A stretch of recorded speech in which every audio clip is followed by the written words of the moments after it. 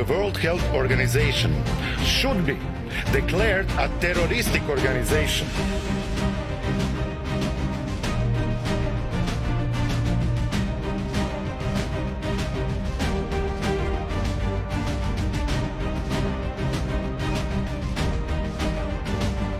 Freedom or tyranny?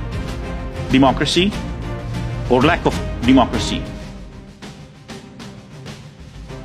We are millions, millions around the world. We will bring you down. Individual and collective freedoms. WHO is corrupt. I urge people to open their eyes. I reject the psychology of totalitarianism. We never, never give up.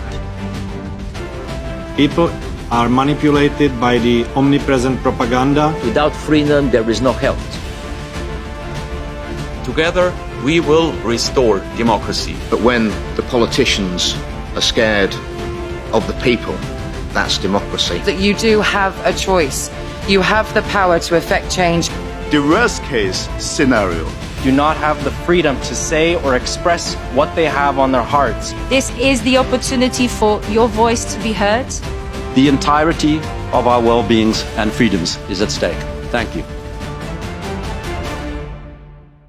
WHO is going to establish a classical totalitarian structure and wants to make sure that the value of the national constitutions become zero.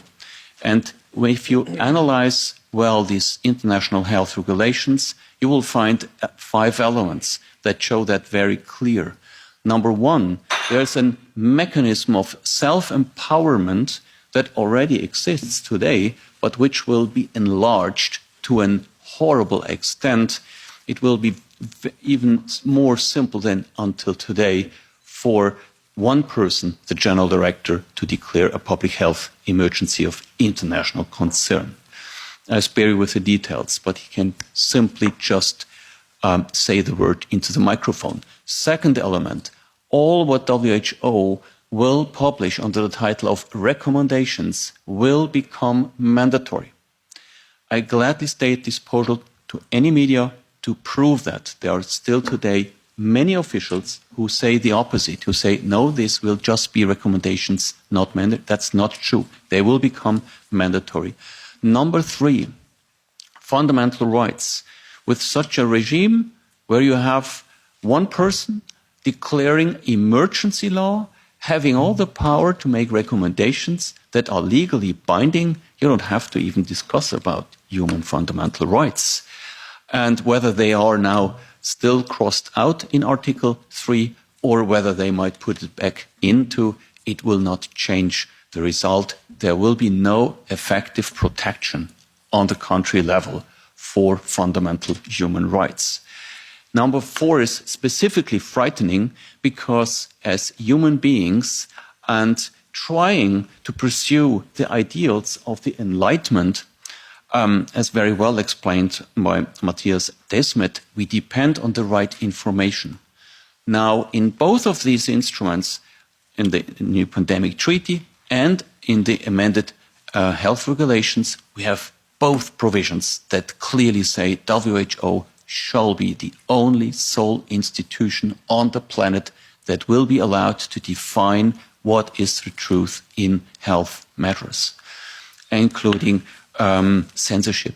And the 5th point is that there's no mechanism of correction.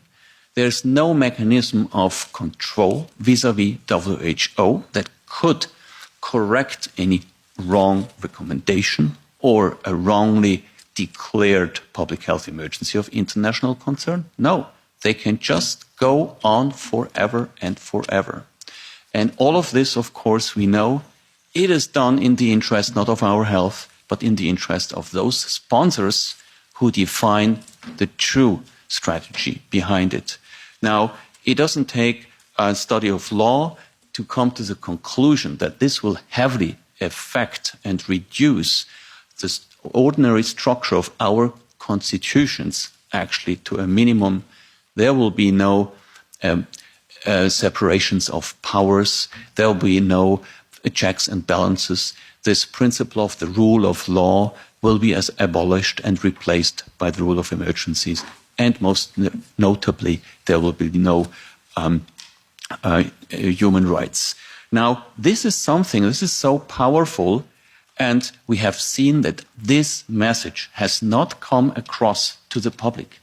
And there has literally non-debate taking place in any parliament with very few exceptions. And I shall mention one exception, is Andrew Bridgen, member of British Parliament, who rightfully persisted and insisted in bringing this topic to the floor of the House in the British Parliament. And he succeeded. And I'm honored that he is here with us today, Andrew Bridgen. And so does also Gerald Hauser. He did the same.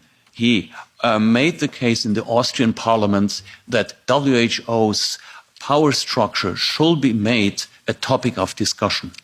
Now, I come to the point, it is all about how can we engage the parliaments? How can we engage the public?